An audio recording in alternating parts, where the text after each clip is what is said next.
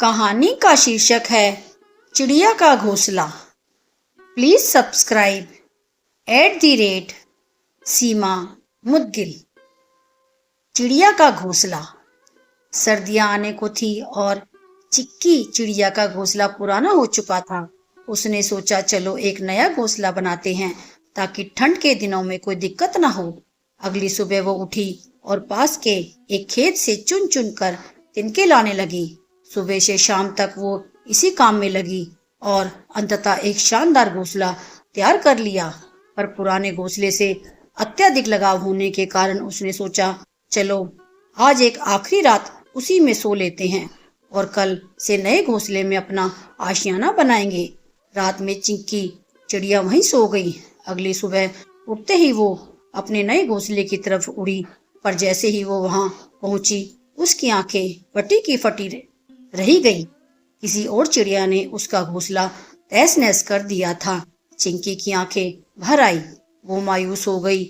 आखिर उसने बड़े मेहनत और लगन से अपना घोंसला बनाया था और किसी ने रातों रात उसे तबाह कर दिया था। पर अगले ही पल कुछ अजीब हुआ। उसने गहरी सांस ली, हल्का सा मुस्कुराई और एक बार फिर उस खेत से जाकर तिनके चुनने लगी।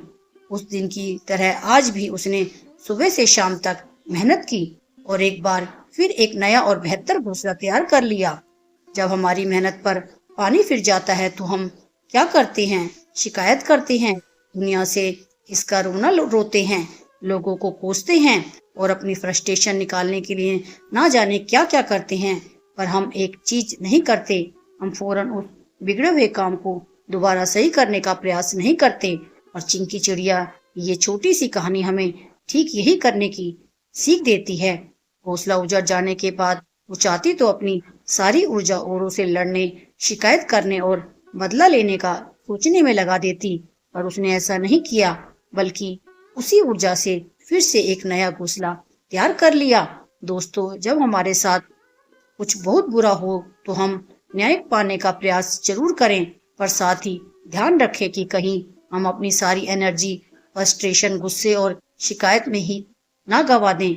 ऐसा करना हमें हमारे ओरिजिनल लॉस से कहीं ज्यादा नुकसान पहुंचा सकता है। और मैं तो यह भी कहूंगी कि अगर कोई बहुत बड़ी बात ना हुई हो तो उसे अनदेखा करते हुए अपने काम में पुनः लग जाएं, क्योंकि बड़े काम करने के लिए ये जिंदगी छोटी है, इसे बेकार की चीजों में नहीं गंवाना चाहिए। आपसे निवेदन है कि कृपया हमारे चैनल @सीमा मुदगिल को लाइक एवं सब्सक्राइब कीजिए और नई नई कहानियां पढ़िए, देखिए और सुनिए। यह कहानियां जो कि उदाहरण के रूप में हैं, यदि आप अपने बच्चों को और समाज में सुनाते हैं तो निश्चित ही सभी का बेहतर चित्त एवं चरित्र निर्माण होगा। आपका बहुत बहुत धन्यवाद। आपकी सेवा में सीमा मुदगिल।